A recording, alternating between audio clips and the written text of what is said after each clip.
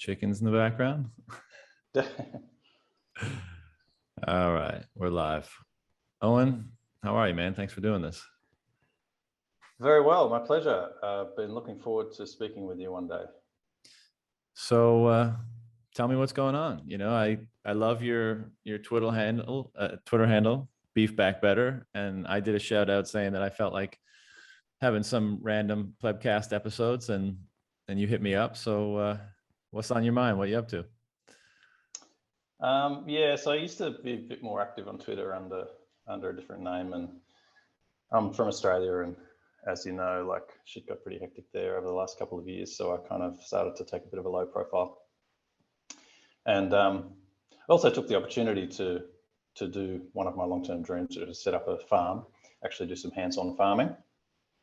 So I kind of made the most of the closed borders and set up in a rural area and kind of hunkering down, but then still had itchy feet, seeing what's happening in El Salvador and finally managing to be able to legally leave the country. I thought I better have a holiday, and El Salvador was the first place on the list. Am I right in assuming that in rural areas in Australia, it wasn't so crazy as in like Sydney and Melbourne and that kind of stuff? Definitely, yeah. And that's why I quickly went to a rural area. But you know, you could still they were sending police out into the small towns to check if people were checking into the local shop, and giving big fines. And a lot of those fines are now being reversed. But I know people who were fined in Australian dollars, I think like $5,000, so like 4,000 US for being outside 5 kilometers. I don't know. A lot of people just didn't pay them, and I think you can appeal it pretty easily, and they just drop them. But yeah, just for driving outside of 5 kilometers from your home, which in the rural areas is absurd. Like everything's more than 5 kilometers away. You were allowed to go shopping, or you were allowed to go to a pharmacy, but you weren't allowed to just go and exercise or something. So you couldn't even get as far as the beach, even though I live in a coastal area. Yeah, it was terrifying. I'm so disgusted by Australia. Yeah. But maybe it shouldn't have been such a surprise.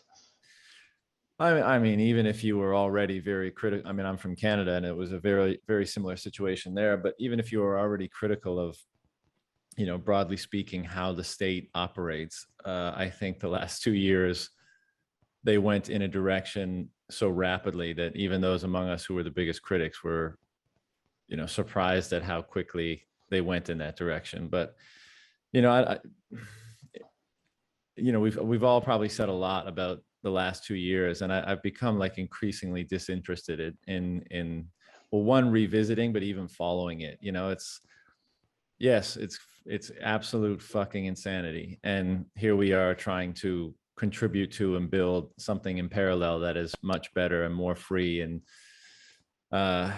you know, and that's what we're trying to do, right? And I don't mean to say you can't talk about it here today, but it's been, and I think this is partially because the pendulum seems to be maybe gently swinging in the other direction. Although, you know, I want to be careful not to overestimate what's happening, you know, or be overly optimistic about what's happening. But it's just, it doesn't take up much of my headspace anymore, and I guess I'm glad I can direct it at more productive ends. Yeah, absolutely. We've all heard all of these stories before so many times. It still feels good to talk about it with other people who are also really dismayed and feeling very isolated through the period. But at the end, it's like, oh man, yeah, you've heard it all before. There are lots of people who are much worse off than me. I came out of it really well. I think the people who are really damaged are the people who are really on board with this shit and are now just like staying home, still terrified and overweight and out of work, and like, so at least I'm not one of them. But yeah, there's still a burden to carry. But yeah, just quickly to finish on Australia, like it's certainly better now, and they've dropped the vaccine passes to go to cafes and restaurants finally in most of the states. I think all of the states now. And technically you're allowed to come and go now without quarantine, even if you're unvaccinated, but the airlines are still enforcing it. So that's a bit shaky. And we have a federal election coming up and in a couple of weeks. And I can't help but feel some hope, even though I know like democracy is a load of shit. But there is actually a small but very vocal and strong political opposition to the vaccine passports, to lockdowns, to mandatory vaccination. And there has to be like 1 or 2 or 3 or maybe 5 million Australians out of 25 million who are actually really supportive of that. And it might be enough to get a balance of power that might slow down the demise of Australia. Like they're even openly talking about pushing back against World Economic Forum and UN and World Health Organization, global pandemic management measures and this sort of stuff. And they could maybe get the balance of power and could maybe turn things around. But maybe I'm maybe I'm dreaming. Eternal I also optimist. know that it's well, I was pretty pessimistic for the last 2 years, and I kept being absolutely correct about my predictions, unfortunately. So I stopped making predictions. But yeah, I agree. Let's talk about more positive things. Well, yeah, I mean, the final silver lining there is that I think maybe because like those words and people bringing up these topics like fiat currency and central banking and the World Economic Forum and all of these interests that are seemingly attempting to control people's lives, like there does seem to be more attention having been brought to them by people that previously you perhaps would have had like mostly an apathy about it all. And so perhaps it is the case that more people are asking these questions. And that's why it seems like there's a growing resistance to those forces, which is wonderful, And I guess it's just that's hopefully definitely more of those people turn that, turn that observation into, energy into a budding solution. And obviously we think that budding solution is Bitcoin and all the peripheral things that are related to Bitcoin, as I'm sure we'll discuss today. Mm. Yeah, there's more people every day that are waking up now, and sadly, sometimes it's because they know someone who's like actually died or had a heart attack, or they've had an issue themselves from these experimental medicines. Yeah, but definitely, there's more people every day who are starting to think about freedom again. So that's good to see. It had to get. I've been saying for a while, it's going to have to get worse before it gets better. Maybe we're swinging the right way now. Yeah, I mean, we can be cautiously optimistic, I guess. But you mentioned in the DMs that that you sent me that you had taken that time during the pandemic to, you had a career in agriculture and organic farming and certification and that kind of stuff. And then you had taken it upon yourself to actually build out like a grass-fed beef operation or something like that. So one, can you expand a bit on that? And two, what's going on with it now that you're away? I mean, are you out for good, or do you intend on going back? I have someone looking after the farm now. Fortunately, I found a very reliable young fellow and employed him. It's only a small farm, so it's only like 13 acres. I've been working in organic agriculture for 20 years, but in certification. So I've visited a lot of farms and learnt a lot in those travels throughout Australia and Asia Pacific region, but had never really tried it hands-on for myself. And so was... I mean, I was going to try to leave the country a couple of years ago, and when that sort of fell through, I went back to another plan that I'd had for a long time and managed to find this small property not too far from the coast, really good fertile area, not bad cattle country, and thought now is the time. Sadly, had to sell some Bitcoin, but the value of the property's gone up more than Bitcoin in that time, so that's not punishing me yet. It probably will punish me at some point. Actually doing the farming hands-on has been a great experience, setting up this small farm, only in a small way. It produces enough food for friends and family, enough beef, cattle for How friends many and heads family. would 13 acres hold? I've only got like a dozen cattle, 10 to 15. Yeah, but it's a small breeding operation, so I've got some calves coming on already now. What's it been supplying like? some beef. Oh, it's great. It's a great lifestyle. It's hard work. Because I think from my conversations, a ton of Bitcoiners have that sort of thing in the plans. I mean, a lot of them obviously prefer a diet that's largely constituted by that form of nutrition. But I think a lot of us have a future notion of like our own little citadel with, some cows on a nice piece of land in a nice rural environment. Like that's very much, I think a lot of people vision of that type of future. So, you lived it to some extent already. So I'd like to get your take on what it was like, the work involved and all that. Yeah, so I bought a pretty tidy little property that didn't require too much work, and I think that's important. It's like I'm glad I didn't get land when I was younger, because I would have just bitten off more than I could chew. I would have got some rough bush block way out and broken my back. But as it is, I've worn myself out a lot. But it was actually quite an easy, fairly cleared, good little farm with good aspect, good water. In a suitable climate for beef production, and so all I had to do was some fencing and some watering points. I built a dam to like a pond, a big pond, and yeah, more fencing, more watering points to allow you to rotate the cattle around, which is something I learned about a long time ago. And all of the successful organic beef producers that I've visited are using some form of rotational grazing, or cell grazing, or holistic management, or adaptive multi-paddock planning, or whatever you want to call it. They're all variations of the same thing, which is basically giving the grass giving it a really heavy graze and then giving it a good rest period. And that way you are doing a whole lot of things, like you're breaking up the disease cycle for the animal. So if there's any worms in the manure, you're giving that, you're allowing them to not eat their own manure by letting them move on to a new area. You're giving a good recovery period for the grass to grow. Because biological growth is like an S curve. So the more days you let the grass grow, it starts growing faster, but then that peters off after a while. So a lot of farmers still just put all the cows in one paddock and leave them there. And the cows go and eat the favorite bits of grass, and all the weeds grow. So you end up with getting worse weeds and poorer pasture, and they get disease because they're eating their own manure. So they're eating worm eggs. And so you have to use more chemicals, and then and because the productivity is going down, you have to use more fertilizer and so on. It's very easily fixed through, and I'm sure you know about it, and many of the listeners already, holistic management, Alan Savory's work, where you're mimicking nature by running one herd or as few herds as possible, and actually really high stocking rate, but for a short period of time, and then moving them on and giving that land a really good rest for it to grow again. And so have you harvested any of the animals yet? No. Yeah. Right? Yeah. So I bought some steers that were already kind of like 9 months old, and just grew them out for about 9 months, and have harvested that beef already. And that's pretty exciting. So I've got a freezer full, and I've got a generator backup for the freezer, and yeah, I've been supplying friends and family. Of course, it's not legal to sell the product, of course, if it's killed and processed on the farm, unless it's for pet food only. So there's some really well-fed pets belonging to Bitcoiners in Australia at the moment.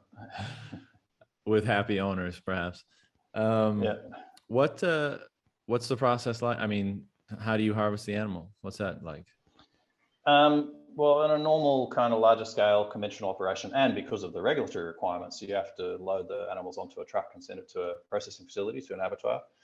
And of course, there's a lot of stress involved in rounding the cattle up and loading them on the truck and loading them off the truck. And some of them will go to a feedlot, I think, which maybe you guys call a CAFO, concentrated animal feeding operation, where they won't be on grass at all. They'll just be in a pen and just fed lots of grain to finish them, to fatten them in the last month or so. And then you're in that sort of semi-industrial kind of supply chain. And I just wanted to kill them on farm. Like, I want my cattle to have the best life as possible, and then it just stops one day, and it often produces better beef because there's no stress in the last days of their life. Some people say it's because of the adrenaline in the blood or whatever it is, but it can be very noticeable that if you just kill them on farm, you'll end up with better beef. So the way I do it is there are a couple of local guys who come to the farm, butchers, who come to the farm and just in the paddock, just kill an animal or two or three just with a rifle, and then start the butchering in the paddock, in the field, and sort of break them down to quarters, and then the quarter, so skin them and gut them and so on. And you can get the liver and heart and a few organs there and then, and the blood. I want to try to get that next time, but at the moment it just went onto the ground. But in future, I'd like to harvest that too, because that's like the best food ever, blood. ruminant blood especially.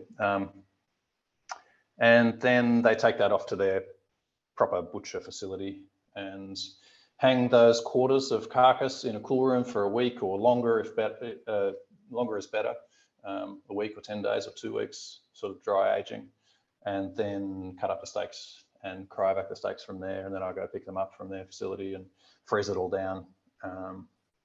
Yeah. Had you in the prior work, it wasn't exclusively like ranching, right? You were like assessing organic farming operations, like, you know, growing vegetables and that kind of thing. Is that correct? Yeah, probably mostly horticulture and broadacre grain, and viticulture, and yeah, a lot of veggies and beef cattle. Yeah, across all sorts, and processing facilities too. The certified organic industry in Australia is so small. When I got involved 20 years ago, that they just threw me in the deep end, and so I got to go to lots of different facilities, and including in the Pacific, of coconut plantations and cocoa and all sorts of stuff. Yeah. Cool. So how, if at all, has your perception or approach or even relationship to the earth and the soil and the animals changed as a result of the experiences of doing it yourself?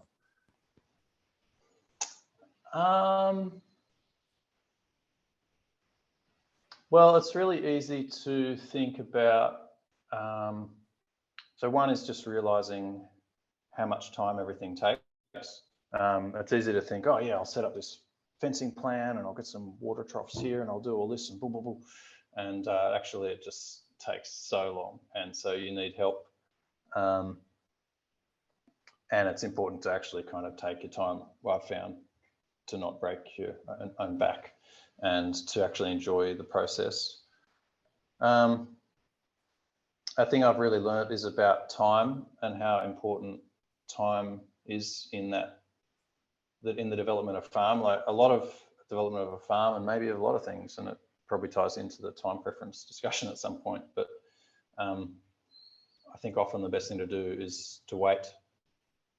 You got to wait for the animals to grow, wait for the trees to grow, and you can't really speed that up. So while I've been saying that it's been really hard work and I've been busy, it's also been about not doing things so I'm not just running around doing something that's not probably the most important thing to do at that time. I'm kind of like I'm into sort of I'm 80-20, or maybe I'm lazy. I'm a bit lazy, and I like the 80-20 thing's my excuse. Pareto's principle's my excuse. So I'm not doing everything that a lot of organic, regenerative, or biological or biodynamic, and we can talk about those terms if you want. I'm not doing everything that a lot of them do, not even close. I'm just doing sort of most of it. And so I'm not necessarily, I haven't put any fertilizer out. I haven't done any soil testing even. I'm just the most important things first, which is just fencing, water, get some cattle on there, get them moving. And then, well, yeah, I mean, and coming back to your question, like what in terms of what I've actually learned hands-on, and yeah, developing a rapport with the animals has been huge. I've never been as interested in livestock until really getting into the diet side of things, like until fixing my health through ditching the vegetables entirely and being a mostly carnivore diet, and learning about that, about ruminant herbivores are just a miracle. The cows are just a miracle, like the fact that they can eat grass and woody shit, and because of their rumen, they can digest that for us, and that we're just completely reliant on them. So getting to know the animals and respect them some more, and I was really amazed by, I could actually remember all of the animals quite quickly, even though I only had 15. I don't know how many I would be able to remember over time, but I was surprised at how I actually got to know each of the animals very quickly, including their mannerisms and their character. So how they look. So I don't have names and I don't even have numbers on them. Like, fortunately, I'm in an area where I don't want to put the electronic tags in and all that government bullshit, so I just know them.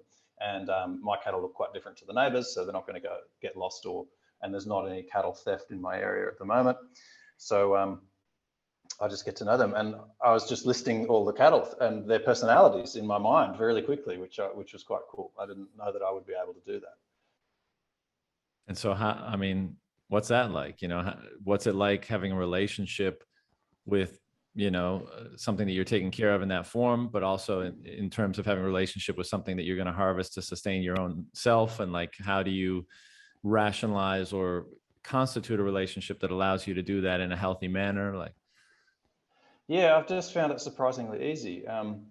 So I mean, it's terrifying trying to keep them alive. Like, not that it's hard to keep them alive. They mostly just stay alive, but it is a burden of responsibility.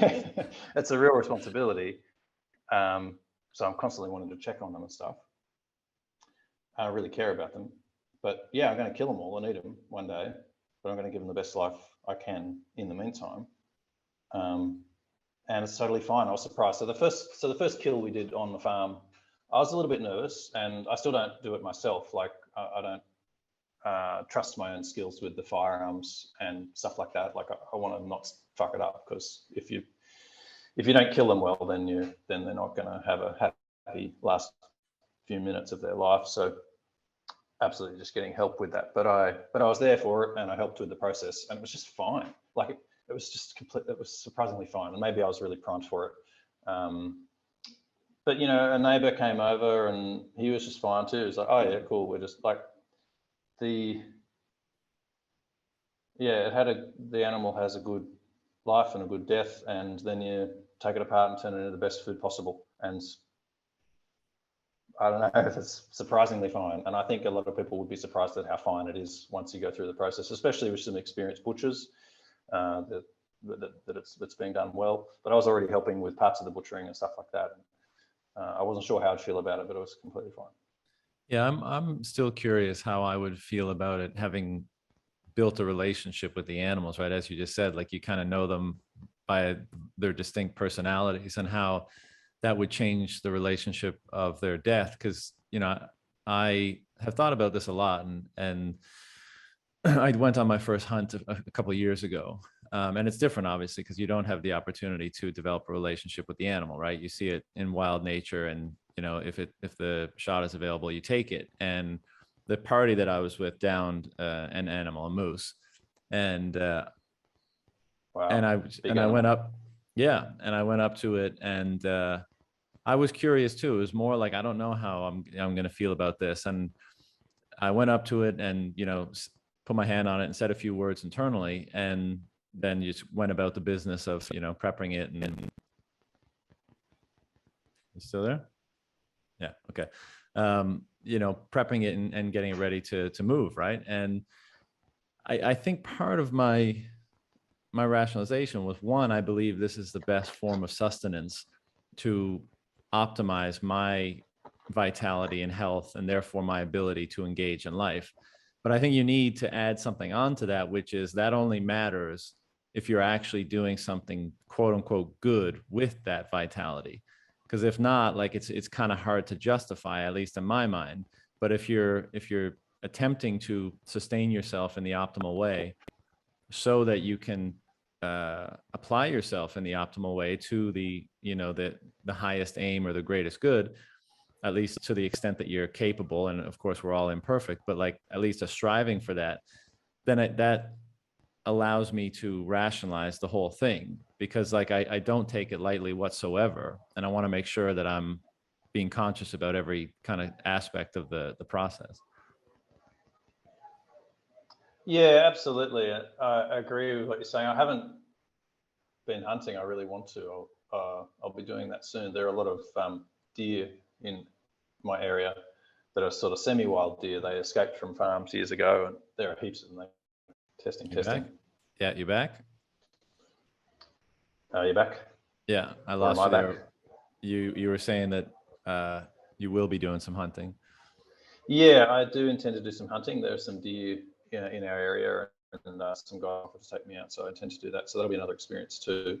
But yeah, I agree with what you're saying, and I guess you and I are probably both pretty primed for it in terms of our beliefs about what good food is and how we fit into this food system. was the best thing we could possibly eat from in every way, like from an animal welfare point of view, from an environmental point of view, from my health. Ruminant herbivores are the best thing possible. So I guess it's hard for me to imagine what it might feel like for a vegan to go through that process, because they might see it as pointless and they might see it as wrong. So it might be very upsetting. Yeah, exactly. And you're coming in and out a bit. I don't know if it's the Zonte internet or if it's on my end, but we'll try to roll a bit more. And if it's really horrible, we'll try to find a solution. But so, with your operation in Australia, what is the main aim? Like, is it building a future citadel for yourself? Is it learning about, building out these types of ranches so that you can help others do so or do them elsewhere in the world? I know you mentioned, you were looking into that in El Salvador a little bit. Is it to just supply yourself and loved ones with food should you, need to rely on that? What's the goal? Yeah, I mean, all of the above, largely for learning, but I was also pretty worried about Australia and where we might end up quite quickly. So I did want to have, and do still want to have, a freezer full of food. And I've managed to, I'd like to expand it. So get a slick little system running and then expand, because it can be quite profitable producing beef. Like, cattle prices in Australia are at an all-time high. And it can be a profitable operation, just with a bit more scale, not even that much more scale than mine. So yeah, I'd love it to be profitable. Sorry to interrupt, but are these natural, quote unquote, more natural operations without the fertilizer and without the feed and all this kind of stuff? Are they far less susceptible to inflation, like because the inputs are more naturally derived? Yeah, I mean, I use almost no inputs, and the price of my cattle are going up. So it seems like a pretty inflation-resistant enterprise. Yeah, if you are not relying on the inputs. But like my neighbour, it's been really interesting. My neighbour is a very much a conventional farmer and does everything completely differently to me. And he's really rude to me as well. But there's always one neighbour, but that's all right. So he's more productive. He certainly, I think, would have a high yield per hour or whatever. But he's doing it just completely the opposite way. So he's using a lot of fertilizers, a lot of herbicides, a lot of pesticides. He does set stocking, so he's not doing the rotational thing. Every winter, he sprays out all his grass and resows winter ryegrass and puts fertilizer down. And I just do none of that. Like in the weeks leading up to winter, at the moment, back in Australia, he would be out, probably at the moment, he'd be out, and he has 3 tractors running 12 hours a day for like 3 weeks. And he told me he spends $100,000 Australian, so 80,000 US, just on establishing his pasture just for the winter. Wow. So and you do none of that? I don't do any of that, and I produce less, of course, but he produces more in terms of kilograms of protein per acre of land, or however you want to put it. But again, it's kind of related to the 80-20 thing. I think farms can be more profitable if they're further back down the curve of the sort of the marginal return for another unit of output. It's diminishing, right? So sorry about that. Yep. No sweat. All right. I think that's better. So you were saying, I think you were just kind of tying off the bow about how doing it in this way, you dramatically reduce the cost of the inputs. You make yourself more, you insulate yourself more from the inflation that's happening, albeit with a lesser yield per acre. But, it just sounds to me like you're more closely aligning your objective with this with the way that nature works, right? Back to the kind of the time preference thing. Like, you're not just trying to squeeze every single ounce out of, capacity out of nature, and therefore putting yourself in a vulnerable position because you need to add in so many inputs to do so. You're saying, like, you're finding the equilibrium basically between the animal and the land and your own aims and objectives. And it sounds to me like, of course there's hard work, as you were saying before, and it takes a lot longer than you had initially anticipated perhaps, but once it's up and running, it's a pretty sustainable and reliable operation. Yeah, so while my neighbour is out on 3 tractors for 12 hours a day for 3 weeks solid, resowing his paddock, which then got washed. It's not a laughing matter. Then the flooding washed it away, so he's got to do it again, poor fellow. But But yeah, now that I'm set up, I just move the cattle every few days. I go and talk to them every day and I give them a pat and stuff. Like, they're very quiet. And if I need to move them, I just call them and they come. So yeah, it's really low stress, and most of the work's done in a couple of hours in the morning now that I've got the fencing and water points in. But it all ties back to I've seen over the years so many farmers struggling. It's been getting harder and harder to farm, harder and harder to be profitable. And of course, it all comes back to Bitcoin, but that's what we hear, right? So artificially low interest rates leading to this high time preference behaviour for farmers, who a lot of farmers in Australia over the years I've seen have gone out and bought a brand new tractor, and it's that kind of mentality of, oh well, if I'm going to have repayments on a car, I might as well have a nice car, and then you're just stuck in this debt cycle, right? It's just this poverty mentality or something. I'm not sure, but well, the incentive is because of artificially low interest rates and fiat money that's led to. So a lot of farmers would get a much better tractor than they need, and then be stuck in a loan repayment, and it's only 1 or 2% or something. So it's a no-brainer. You should totally get a brand new tractor and get in 100 grand's debt, right? But then, of course, they're required to have that cash flow every month, whereas I am not in that position in my type of farming.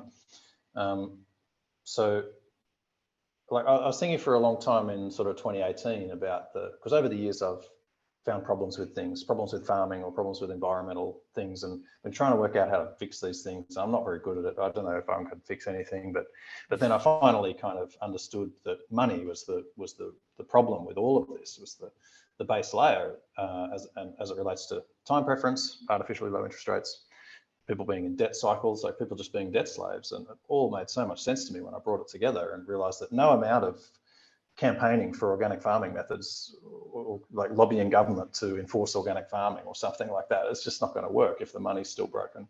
And I was really excited to hear Seyfedin talk about it in 2019, back when we were allowed to travel last time at Tone's conference at Unconfiscatable. Seyfedin spoke, I think for the first time, he made the connection between fiat money and fiat farming, fiat food. And I was just so excited that he was talking about that up there. So yeah, I think this fiat money, so artificially low interest rates, farmers getting into debt, coupled with dodgy academia, like fiat science. Because I studied agriculture at Sydney University, a very well-respected university for agriculture 20 years ago, and they were teaching just like the worst shit. Like, they were teaching to just spray out the whole paddock and sow it at a great expense with one type of species of plant and use synthetic fertilizers. And the return on investment was something terrible, like 10 years or something, just for payback time. And that's not accounting for if we might have a drought or things might actually go wrong. It was just like the worst possible farming method.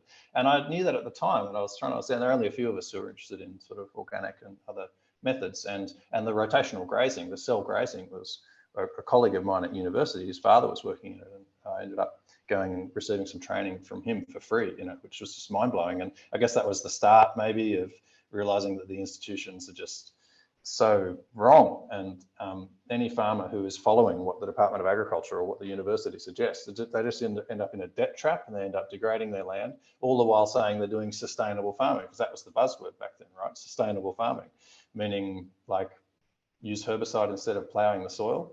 It's like, well, yeah, ploughing's bad, but is herbicide better, really? Oh, we're sustainable farmers.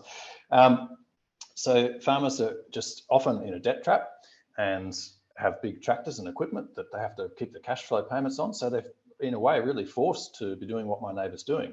And they might be turning over $1 million, but the margins per year, but the margins are slim, and the input costs have just doubled. So yeah, it's going to be interesting to see how farming evolves from that. I think that'll make people start to question some of the inputs and have to go back down the marginal cost of the marginal return from one extra unit is going to change a lot and slow things right down, which might be good, I suppose. Yeah, I mean, it really sounds to me. Yeah. It really sounds to me like it's going to move down to a lower scale, or a more like a smaller, a more local level, let's say, and it's going to cohere better with the natural processes of nature in terms of the land and the animal, and even the farmer who's managing the two. And, you know, another massive component of this obviously is the melting ice cube of the money, you know, that you derive from turning the capital that is the land and the animal and its products into a form of capital with greater optionality, i.e. money, but as you know, Saylor has popularized the melting ice cube, right? So in order to keep up with the melting of the ice cube you've taken one form of capital and you've turned it into a ostensibly better, more optional form, but that form is melting, and that means that you've got to place increasing stress. You've got to try to squeeze more and more juice out of your less optional capital, which is the farm, the land, and the animals. And so you're incentivized or you're forced to say, okay, how do I increase the yield? Okay, I got to use the fertilizers, I got to turn over the soil, I got to do all this stuff to keep maximizing, because it's being siphoned away from you, the capital that you've already accumulated. And so I think in a Bitcoin world where that is completely reversed, like when you turn any form of capital into a better form, the best form, which is Bitcoin, then you're increasingly able to, you know, do the right thing, basically, whether that's in regards to the processes of nature or some higher moral ethic or what have you, because you're not being forced to cut corners, to maximize, to rape and pillage, basically, because you're not being stolen from, and the capital that you accumulate can compound over time, can grow over time rather than be shrunk, and that puts a lot less pressure to cut corners, as you know, as I'm sure we're all aware of. Yeah, and it's the same as in a lot of getting stuck in a debt trap applies to almost everyone, but with mortgages and so on as well, and it's stealing their time, which is sort of their ultimate resource, just to try to keep the cash flow going.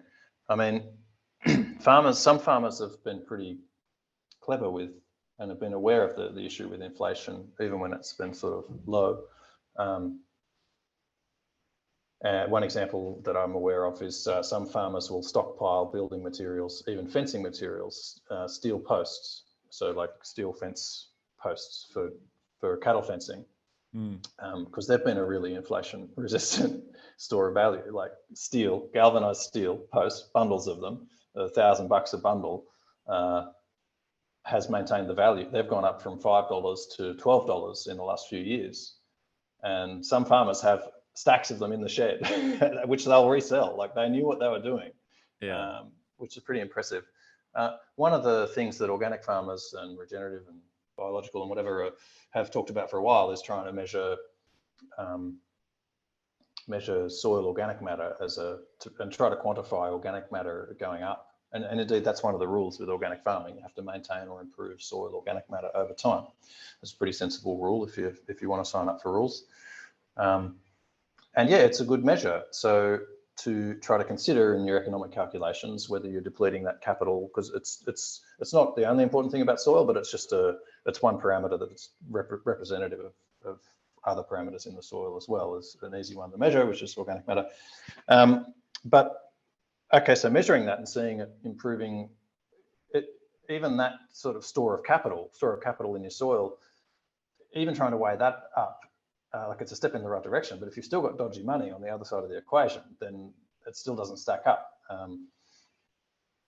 It still makes sense to take on more debt rather than have dollars. Like you're better off being in debt in this. And we've been talking about this for ages, and now it's sort of coming up to roost. Like now it's going to actually, I think, make a lot of farms no longer profitable. That they're going to go bankrupt, and maybe that's what maybe farmers who are farming that way should have gone bankrupt a long time ago, in that from a sense of like, what do they say in Austrian economics was like creative destruction? Is that when the businesses that aren't really sound are supposed to go broke and then try something else? Yeah. It makes me smile because it just seems like it all becomes so easy when you have an impenetrable store of value / money, which is the end of all, like is the ideal end of all capital in terms of what you're trying to turn capital into, right? You know, so that you can maximize your optionality in the world. And when that mechanism, which is money, is impenetrable in the way that Bitcoin is impenetrable to debasement, et cetera, it seems like everything else that money is used to coordinate becomes more simplified, more coherent with like a broader truth about how things actually function, the processes of nature, like we said, and probably a lot more things. But it's like, it must have, you must kind of sit back and chuckle at this all the time, where you see your neighbor and there's so much effort and there's so much investment and there's so much, like, it seems like a fairly involved process. And you're just there like, like when I put on the Bitcoin lens and, maybe when I put Bitcoin on the balance sheet, and when Bitcoin is the end of my cash flow, whatever I end up generating from this, piece of capital or this operation, things become a lot less stressful, a lot more simplified, a lot just like more natural. And it seems like that's the case. These are stories I've heard from multiple people. It doesn't matter, of course, this is kind of a popular one now and people are talking about it a lot more, but the same goes for many different forms of capital, many different businesses. I mean, things become simplified when you make that switch toward, about what capital you hold and what the productive capacity of your asset, what capital you're trying to turn that into. Yeah, and it's not just, I mean, right now, the price action on Bitcoin is sort of in a downtrend. And so it's not just that you're always going to increase your purchasing power by storing capital in Bitcoin, but I've found it's mostly how it's rewired my brain to fully consider the opportunity cost of capital, because while Bitcoin might not go up all year now, I still think longer term it's going to go up in purchasing power terms, certainly in dollar terms, but it's not always going up. It could go sideways for a year now, but it still helps me control my expenditure because of that, actually having developed and understood. You have to have this, or I had to have, and I think a lot of people had to have this huge asymmetry. It's like, I spend this dollar today, or buy Bitcoin and it could be $100 in a couple of years. It had to be that like enormous for me to actually change my spending habits, and you hear this story many times, but it's the same on the farm.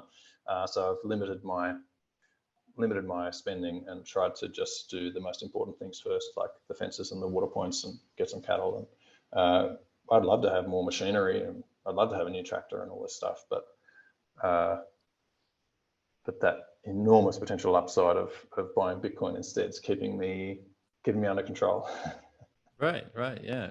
I mean, it forms the basis of how you make economic decisions in this regard. And like, of course, Bitcoin's price goes down, and it might in a short term period be worse than whatever other farmers are suffering from inflation. But, obviously we have to recognize we're at the very beginning of this. And like, pioneers like yourself are just now figuring out that this will one day be, this can be done now, but you're still, you're one of the early pioneers that are suffering the consequences of being early in a shift to a new system. But like, you can easily imagine that in 50 years time, when there's less volatility, and this is just the de facto means by which people store their capital, how it will influence all these different practices and not be perverted by the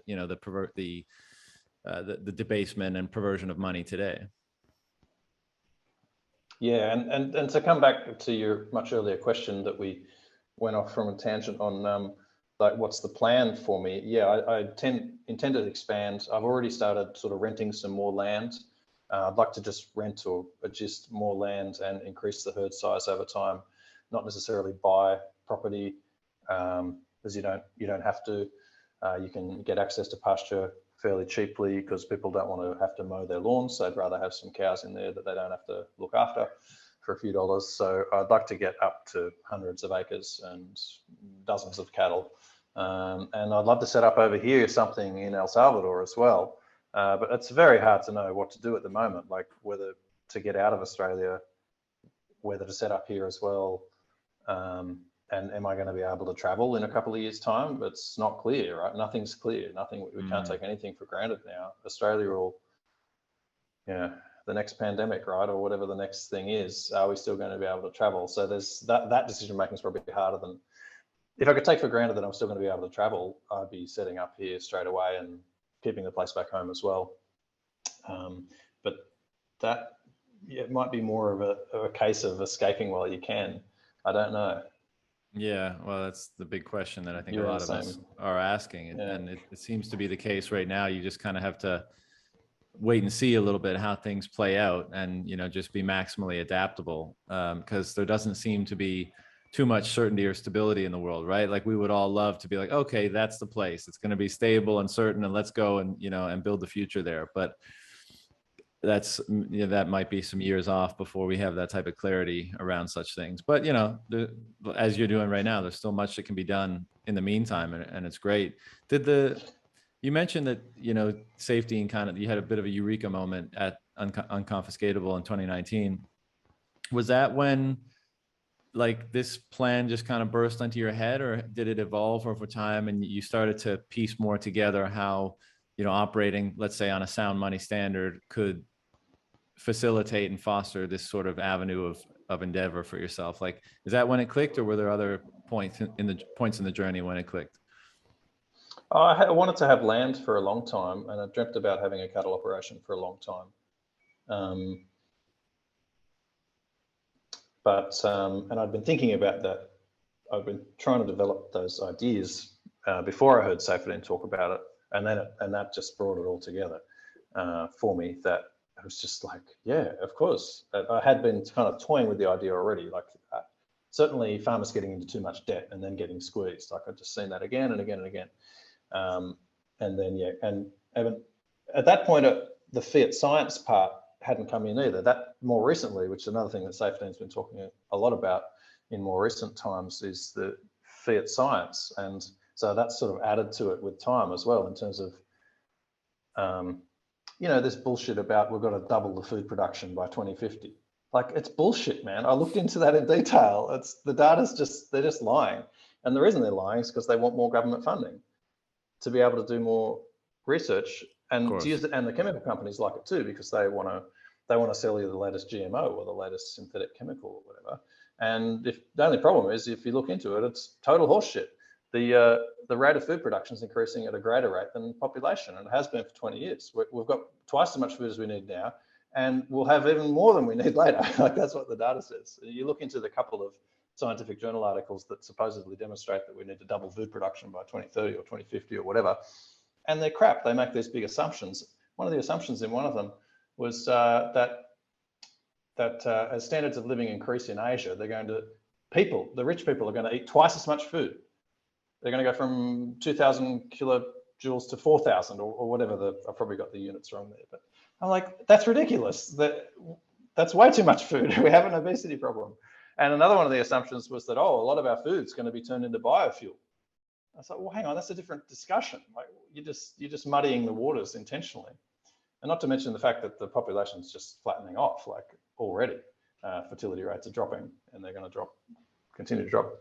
So that was, I wrote an article on that. I've talked about it before in podcasts about how, like, we're not going to run out of food. It's not a production problem. There's so much soil and water and sunlight, man. You go to places like here or throughout Asia and the Pacific, and there's food everywhere.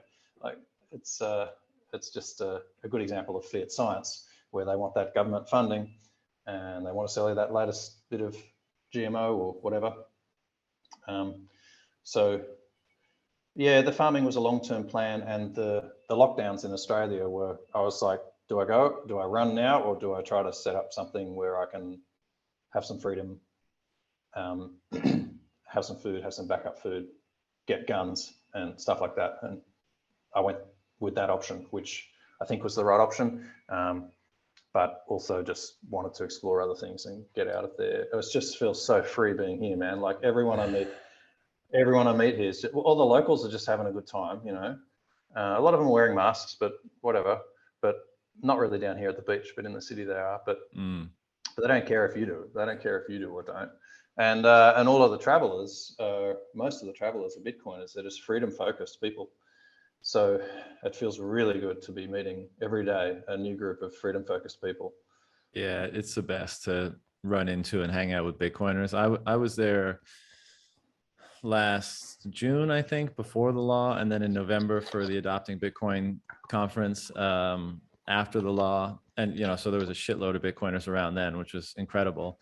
But even just being able, I think a lot of us for a long time were like hodl at all costs, right? But even being able to, so I was never a big spender, but when I was down there and you could pay for a lunch in Bitcoin, I loved it. I thought it was, not only is the process super easy and smooth and way better than, the fiat rails, but there's something like, it just feels better. It's like you're not, I mean, maybe it's as simple as like, I'm not handing them an obligation or a liability. I'm actually handing them like the asset that I think is the most valuable thing in the world. And I'm like respecting their work more in some way for doing that. And maybe that just constitutes better relationships and better sensations between people that are transacting together. But it's, even though there's so much development to happen there, and it's obviously still, coming from a large relative deficit in terms of development, but it's, it's the best to hang out with other people that are kind of awakening to this thing and seeing the world through this upgraded or more truthful lens. I mean, the conversations that you can have and the scheming you can get up to, and it's good for the soul. People, the word the word nourishing seems to be coming up a lot lately. Yeah, and I've realized that that's the most important thing. Like freedom is the most important thing. So when did that switch happen for you? Like when did the Bitcoin lens kind of take over? Well, I've always sort of not been good with authority, which has made things hard sort of at school and university, and has probably in a lot of cases when I was younger limited what I could have learnt from people because I was questioning everything. But it's a fine line though, because I'm really grateful that my father taught me to question everything.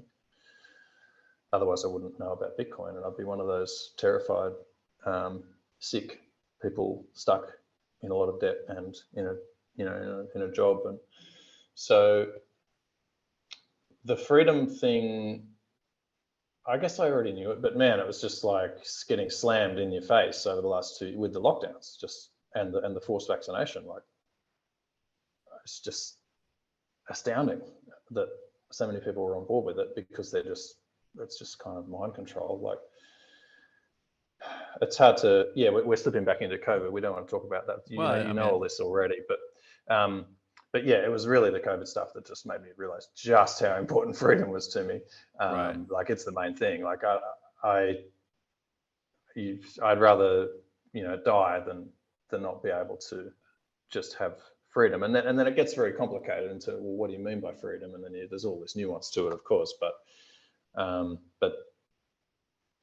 for a while I was complying with the mask rules at home just to kind of make it easier, going into shops and so on. I put the mask on. It was killing me, man. Like, it was killing me. Every time I put that mask on, it was just like part of me died inside, because I know it's bullshit. I know the mask's bullshit. They're not doing anything. It's virtue signaling. So then when the next time they reintroduced that rule, I'm not doing it anymore. I just didn't do it. And I just feel like, in the same way as improving your digital privacy by always using a VPN or by switching to Calyx, or just taking these little steps towards sovereignty and, I don't know, being a man, like just has been making me feel a lot better. And I've still got a long way to go, but fighting for freedom just feels like the right thing to do. It feels very fulfilling. Well said, man. Well said. And I completely agree. And it's something about reducing dependencies or vulnerabilities that make you feel like you're more sovereign and you're more free. And that's a very powerful feeling. And like you said, I mean, like you said, makes you feel more like a man. And obviously those same feelings can be felt by women, but it's like, it's speaking to an element that's maybe more a part of like what we're naturally designed for. Like, and I know what you mean when you say that. And I think we're all starting to wake up, and some of us have been woken up to it for a while, but like when you enter in Bitcoin, you begin to appreciate or begin to understand and appreciate more what freedom is and the value of it. And then of course, all the different ways in which you might go about establishing more of it in your life, some of which you just mentioned. And I think that's tremendously important that we keep having these discussions about freedom, what it is primarily, like why it's a valuable thing to pursue, And then, of course, you know, the different methods and means of pursuing it, because, you know, and I'm sure I don't have to tell you, but obviously in the modern era, we've collectively as you know, as global cultures, we've departed seemingly so far from the appreciating the value of freedom, and for the sake of many different things, safety, you know, community, going along to get along, false authority, you know, you name it. But it's making a big comeback, and I think largely due to the emergence of Bitcoin, and that's something that, you know, just brings me excitement and gratitude on a constant basis. Yeah, likewise, man. Yeah. So what else has your experience in El Salvador been like? This is your first time. I'm actually, before First I ask time you in, that El Salvador question, yeah, the yeah. last one about, you know, freedom and what you've been up to over the last 2 years. Hmm. Have people in your life found it odd that you've turned into like a you know, rancher, you know, ammo stacker, beef, you know, prepper sort of person? Like, has that been weird, or did they already kind of accept you in that sort of way? Um, well, I'm trying to delineate between, like, I lost half of my, you know, roughly half my friends and half my family to COVID, the COVID mind virus. So I'm trying to differentiate that. And so, By yeah, lost, you mean you just like could so divergent that you couldn't really keep up a relationship anymore? yeah, and yeah, so, you know, excluded from family Christmases and things like that. But yeah, same old stories. Everyone, there's horror stories out there, so many of them. But then it's like, I don't really want to hang out with those guys anymore either.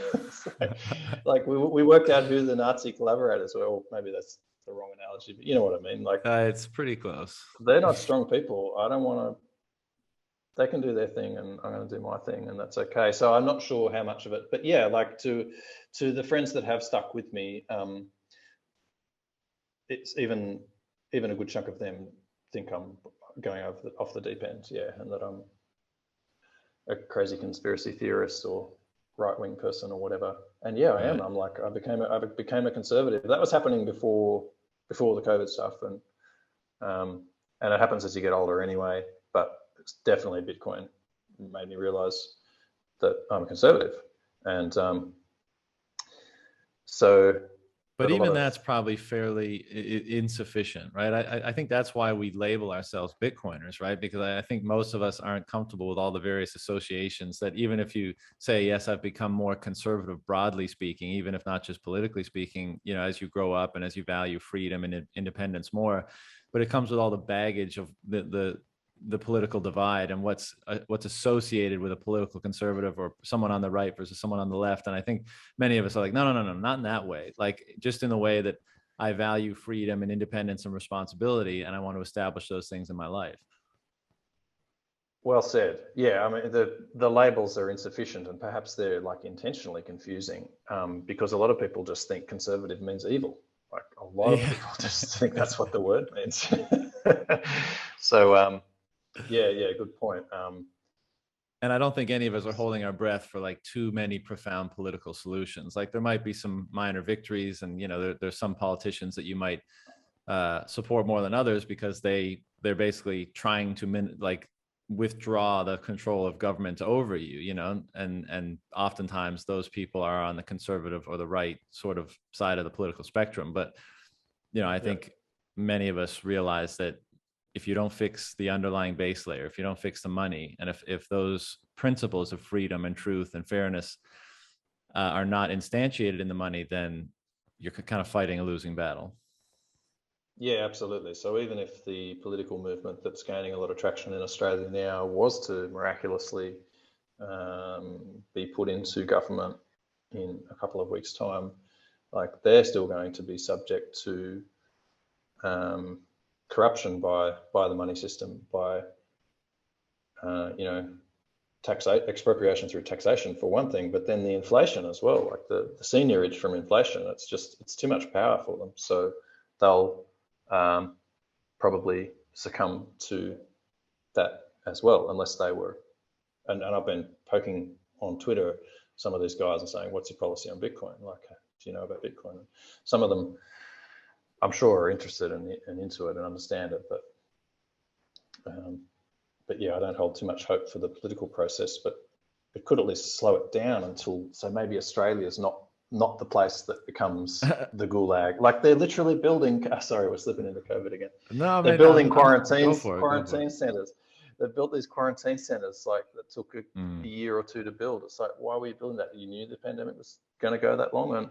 And now, now they're housing people in there who've lost their homes due to these floods now. And it just so happens that some of these areas that had really bad flood damage recently are like the anti-vaxxer hotspots. So there's conspiracy theories running wild now that like that they're causing the rain on purpose and they're rounding up all the anti-vaxxers, but which I don't believe. I think that's a bit of a stretch, but it was getting, like to the point where I was wondering if we would end up in gulags.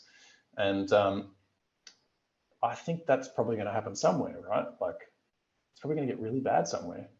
And so is it going to be Australia? Probably. Like good candidate. They're on board seems like shit. A top candidate. And Canada, right yeah. And because it's so funny. So even doing a COVID test here, everyone, it's just all a bit of a joke. You go in and they kind of wave the cotton bud somewhere near your nose, and they go out the back and they type up a document. It comes out negativo. Sweet mate, off you go. But in Australia, they take that shit seriously. Like they'll lock you down. Anyway, I drifted off again. Freedom. We were talking freedom. No, but it is. I mean, it is crazy, and everyone will dismiss you for criticizing it or extrapolating from it. But it's always the case through history that things, first it's a trickle and then it's a flood. And if you don't treat things seriously when you identify the trickle as being bad, then you usually get caught up in the flood. And I mean, there's a million examples of that. And so even if, and Bitcoiners are definitely among the cohort that have been trying to call out the dangers of certain policies and certain ways of governance and all this kind of stuff. But again, and many of us been doing that way before Bitcoin, but it falls on largely deaf ears. And that's why I think, who knows what agendas and conspiracies and incentives are at play to generate the circumstances that are currently befalling the world.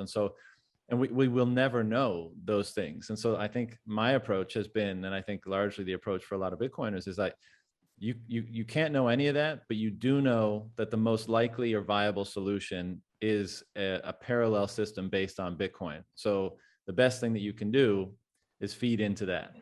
And instead of fighting all the like rhetoric battles about, what's true, what's happening, who's behind it, is it Bill Gates, is it the Illuminati, is it fucking, like, who cares? Those arguments go nowhere. And I think that's great ultimately, because like I said, we'll never know what the true cause or causes really are. And I think a lot of them are also like, just like human beings feed into this stuff. Like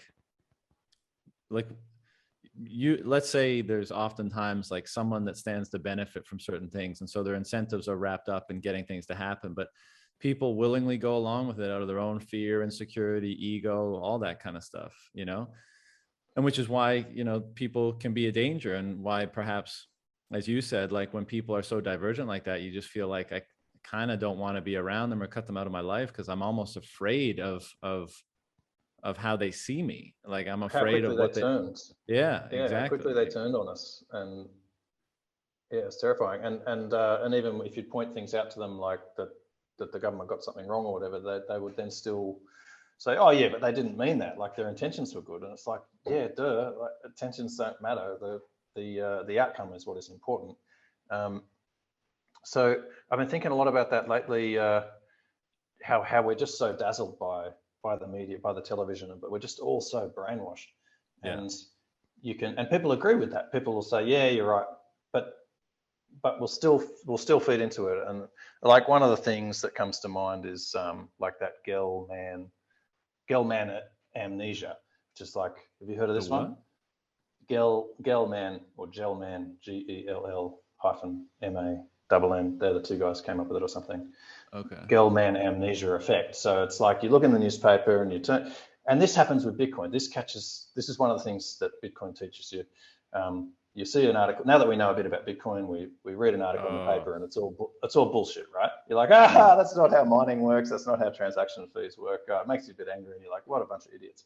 But anyway, you turn to the next page and you read some article about some other thing that you don't know about and you believe it. Yeah. It's like, no, the whole newspaper's bullshit, man. You know, it's funny, man. I used to, even pre-Bitcoin, I used to like say that to people in my life who I felt were particularly dependent on, you know, basically the TV or the mainstream news media for their perspective on things. And I used to say that, I mean, because everyone, like most people have had some sort of closeness to some issue. Like you said, whether they're an expert in it, or maybe it was your house that caught fire that was in the news or whatever, you know, some family member has been in the newspaper for something at some point. And you know, I'd often use that example, and I think it's so right. It's like when you are intimately familiar with the thing, you're like, there's so much missing from this, or that's mischaracterized or whatever. But if you're not, you take it as like pure truth. And, you know, Yeah. as a result, your perspective is misinformed, I guess, in large degree. It's constructed via false information and false assumptions, and therefore it is not grounded in truth to the extent that it might be.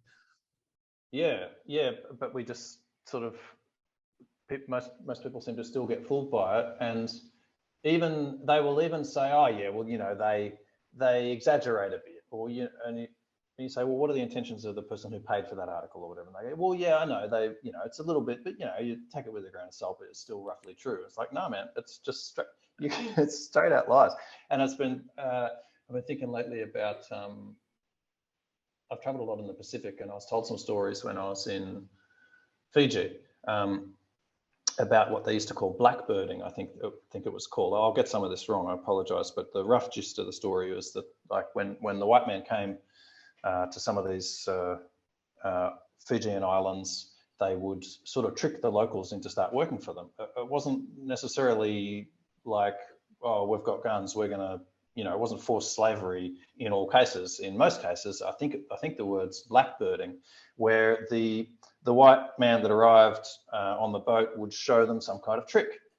I don't know, it might be like lighting a match, or, you know, some new bit of technology. And they were just like, wow, this is fucking cool shit. I'm going to work for this dude. They were totally dazzled into working for this white guy. And it was kind of, maybe it was slavery, maybe it was good, maybe it was bad. I'm not commenting on that. I'm just saying that we're the same now. Like, humans now are just evolved at about the same level.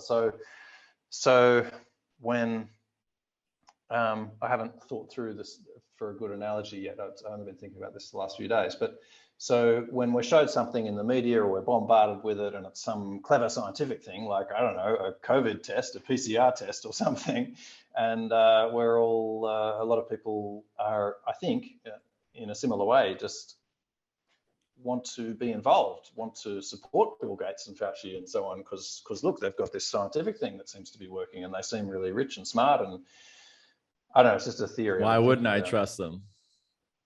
Yeah, and just totally don't look into it any further, and then start working for them, because that's what a lot of those friends that I'm not friends with anymore, they basically started working for them. They're like helping in their neighbors and stuff, right?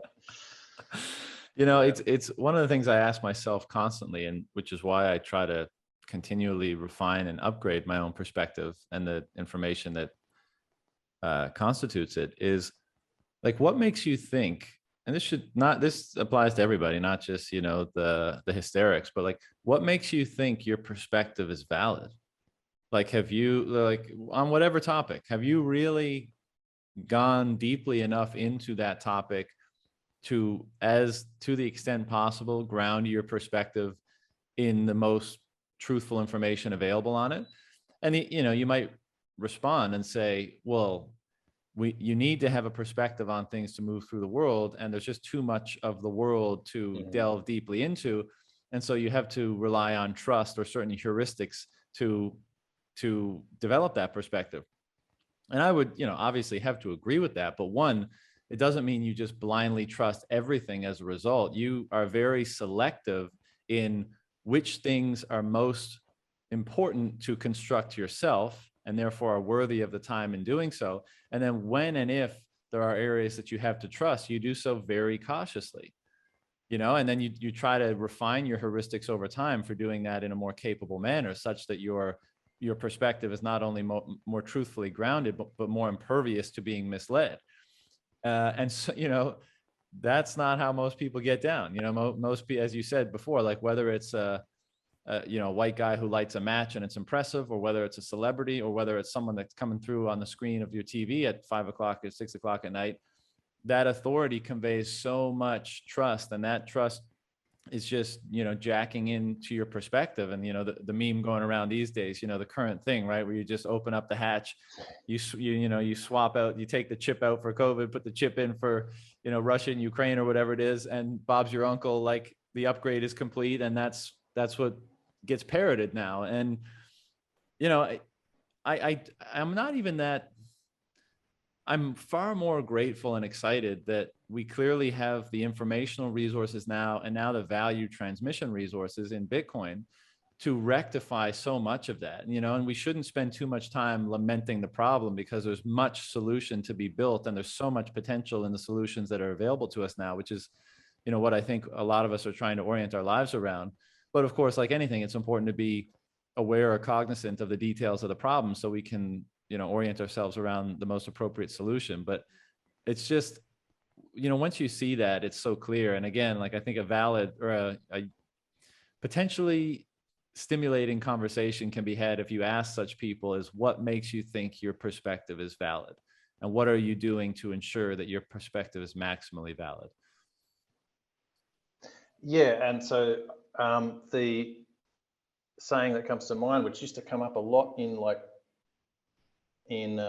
pushing back against shitcoin, against shitcoinery in 2017, it used to be really common. It was like, do your own research, DYOR. I haven't seen it lately as much. So yeah, do your own research, and most people don't. Into HFSP, I guess. Yeah, directly to a more toxic version. We've given up on you now. Don't even bother. But that's the thing. Like, some people just won't do that, and I agree with what you said, that we don't really have time to. We have to take a thin slice and make a call on something being safe or good or bad, because we don't have time to know everything, and different people have different capacities of sort of understanding things too. So it seems perfectly sensible that people outsource some of the decision making to institutions or governments, and maybe that's inherently not a bad thing, because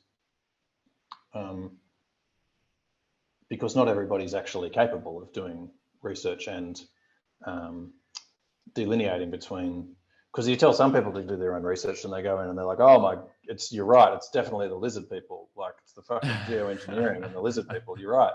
And I'm like, whoa, where did you get that from? And so that's like actually being able to delineate, is that the right word? Like, between, not because in that way, if they're just reading blog posts or something, they're still just reading someone else's opinion. So it's hard for everyone.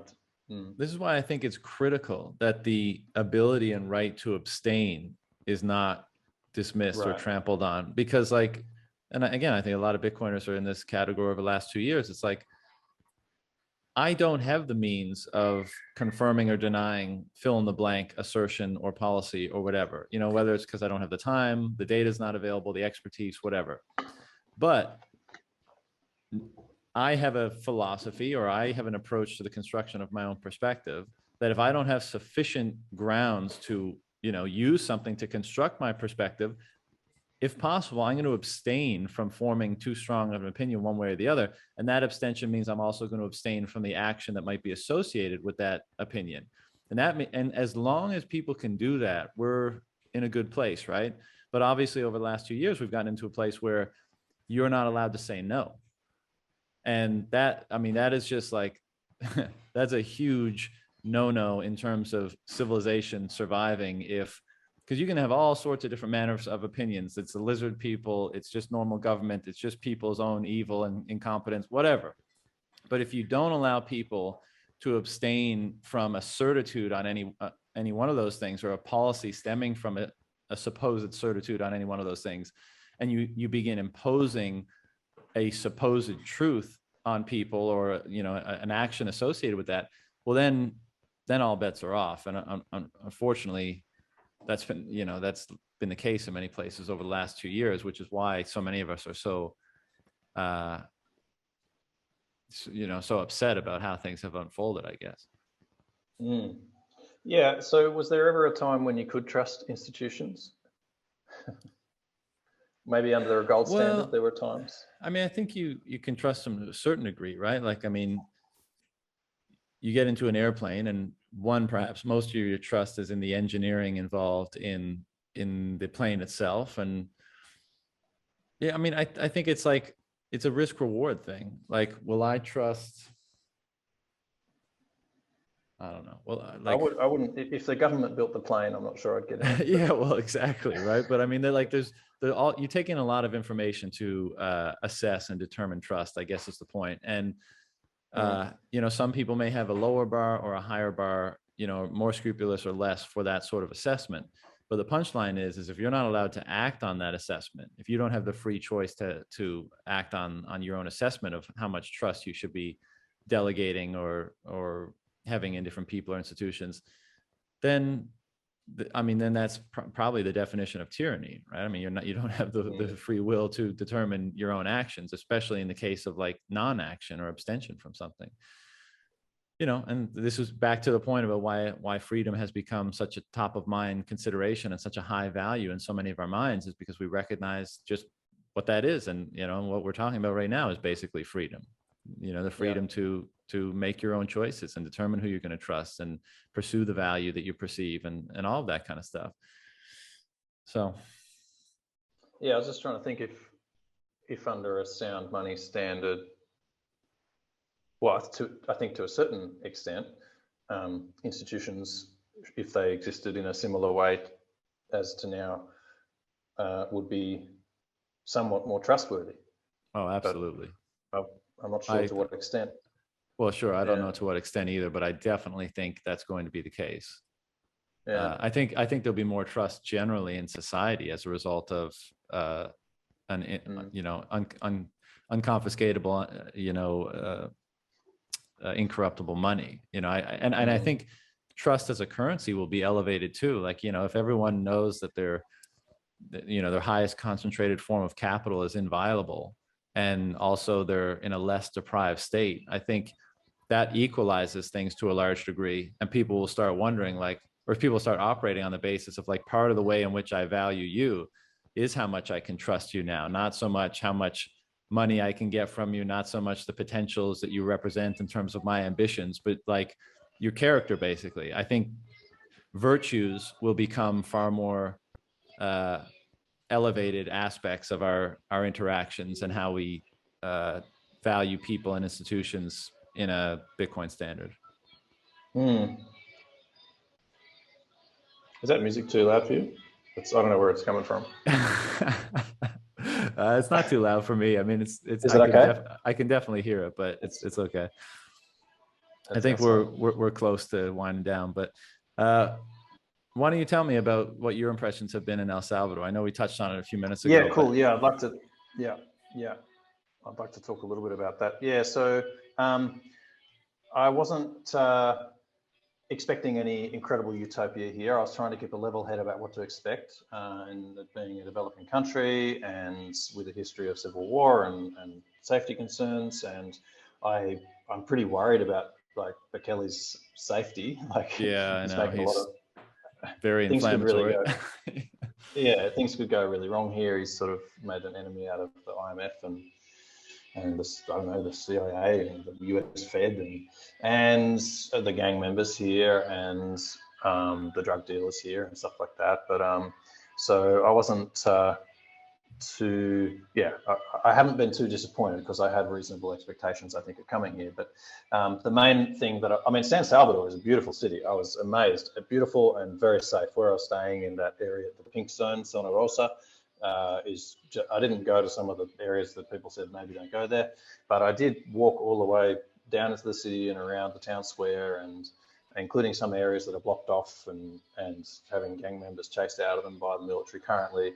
And life's just going on, and people are out and having a great time. The locals are friendly. It felt very safe. I've been here for 10 days now, and there's not been one moment where I've been at all concerned about my safety.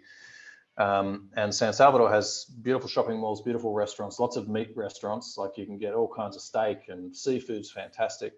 It's cheaper than Australia, but it's not super cheap. But yeah, I was just hugely impressed with San Salvador. Actually, it's a great city, easy to get around, everything you need. So coming down to El Zonte, which is only 45 minutes drive, it's a small country. Very. It's El Zonte itself is not very developed. Like the roads mostly are not, as you know, most of the roads are not paved. So there's little shacks that are shops and restaurants that are semi-open air and that sort of stuff. It's mostly locals here. There's a few sort of, I was going to use the word institution in a different way that I was using it before, like the main kind of backpackers where the Bitcoiners meet up every evening at sunset. Any traveling Bitcoiners will go there. That's Las Permanentes, which means like waves all the time. It's the big backpackers right on the beach there. So, and there's a Telegram group that you'll find, and you'll meet transient people like us coming through. Actually, some really interesting Bitcoiners. Like, it's fantastic, and they're freedom focused from all around the world. So that's been great. We had there's a fortnightly meetup as well that the guy who's moved here now from Europe, who's permanently setting up here, is running. I've started kickboxing every second morning on the beach. There's which is mostly Bitcoiners. That's awesome. So I didn't know about that. I would have done that when I was there if it was, yeah. Yeah, and up at Hope House. So for those of you who haven't heard about Hope House, that's something to look up here in El Zonte, which is a co-working space, and Bitcoiners hang out there, and they're also doing a lot in terms of educating the locals. It's sort of it's a place for all the Bitcoiners to center around. And they're having like carnivore barbecues there at the moment on Fridays, including ice baths, which is fantastic. Amazing. Yeah, so and you can pay with Bitcoin at most places, but not all places. And there's not much here. Like, there's a lot of opportunities, is one way to put it. There's no supermarket or pharmacy. You have to go jump in an Uber or one of the buses. The buses are easy to use down to El Tunco or La Libertad, which is sort of 15 minutes and half an hour away to actually get to a supermarket. But yeah, it feels really safe. I've even been walking out in the hills. I've been motorcycling right out in the bush and had no issues. A lot of opportunities here. I think I could get to know cattle production here and work with some local people, and there'd be plenty of Bitcoiners who would want to buy good steaks here. I think that would work. I'm not sure about the situation with starting a business and with the existing. I don't know about like whether you still got to pay protection money to the gangs and stuff. I just don't know. It's possible, right. And it's unclear how that's going to play out. But at the moment, people I've spoken to are generally supportive of Bukele, but others are generally distrustful of government, which is perfectly sensible. Yeah. And so that because like one fellow, local guy I was talking to was who said he didn't like Bukele's government because, and I can understand why. And the story he told me was that last week the military came to his place and searched his house, and they had guns and they knocked on the door and they said, "We're searching your house," and they was looking for gang members. And that's really confronting. Like, that's really offensive. Yeah. I can understand he didn't like that. So I don't know, but they have been arresting these gang member murderers. I don't know how many who, I don't know how it's going to pan out. None of us do, but there are a lot of opportunities here. And I think if we go into this big inflationary period and economic collapse, then a country that they're at least talking about freedom, and at the moment there's lots of freedom here. Like, you just do what you want. You don't see many police, and you can really just do what you want. A country that's talking about freedom, and partly just by virtue of the fact that they're not very developed, you still have a fair degree of freedom, and are on a Bitcoin standard. Maybe that's where you want to be. And so that's why a lot of Bitcoiners are here and thinking about that, because that could make all the difference for another version of El Salvador that doesn't know about Bitcoin going into this potentially global hyperinflation. It might happen. Might not fare so well. Yeah, I mean, having a market that is already familiar with a different set of rails that is not, subject to that inflationary pressure, presumably would be a very positive alternative to have at your disposal, even if it's not fully integrated yet. So do you know how much longer you're going to be there, or if, like, it sounds like you're just kind of scoping things out and trying to see if certain projects might be viable? Yeah, just really getting to know the place. And I didn't want to try to travel too much. I just wanted to kind of get to know the area. 2 more weeks. So it's 4 weeks all up. I'm going to pop over to Guatemala if I can next week and check out Bitcoin Lake, and what the guys are doing there, which also sounds really cool. And it's more, maybe more sort of, I was going to say more grassroots. Well, what I mean by that is it's not really government down, but it's still a strong grassroots movement there. And I'd love to get over to Costa Rica as well and check out the Bitcoin Jungle guys, but I don't think I'll get there this time. Maybe for the next trip, if they let me out of Australia again. So you're going back for sure. Or back in first. I don't know. Yeah. I'll go back and regather my thoughts. Yeah. And because I've got a good thing going on there, but and Australia's starting from a good base in terms of safety and prosperity and stuff like that. Australia is actually starting from a great base, but yeah, I mean, again, back to the comment about kind of the wait and see right now. Like I love the vibe in El Salvador. Very much echo your thoughts about San Salvador and El Zonte and the potential there, and the people there are wonderful, and it's all great, but it's so fresh and new. And what happens with Bukele and his government, and how to, it still seems, for the true pioneers, that's what they live for, right? And they go to the places before it's really determined if it's going to be a success or not, and they reap the rewards for that. But I think a lot of people are still taking a bit of a wait and see approach, how bad things might get where they are, and what the better options are. And it's really encouraging. I mean, we had Panama like deregulate or eliminate capital gains on Bitcoin recently, and countries, albeit small and ones that we probably never heard of before, are starting to pop up and be more friendly to Bitcoin, if not make it full legal tender, which may be just eliminating tax and deregulating is probably even better than legal tender, for a lot of people. And that opens up a lot of options, and that's good to see, and it also takes some of the spotlight off of, the lone wolf that was El Salvador, right. which is great. Exactly. Because I'm sure they are feeling the heat from the international institutions and such. So interesting times, and it'll be interesting to see how it plays out. But I love what you're doing in both Oz and looking at possibilities in El Salvador. I think there's a ton of interest in this stuff, from myself included, in having a resource like that, whether it's one that's lived in or just available to, or have access to, or have a network of these sorts of things, so that, should things, even if things, best case scenario, things don't get bad and you just live in that type of environment, and it's lovely and wonderful and manageable. But in the worst case scenario, it's an asset that you would highly value, and it would be very important to have access to it. So, I appreciate you coming on to chat about it and share what you've been up to. And I'm sure we'll stay in touch and hear more in 6 to 12 months time, see what you're up to then.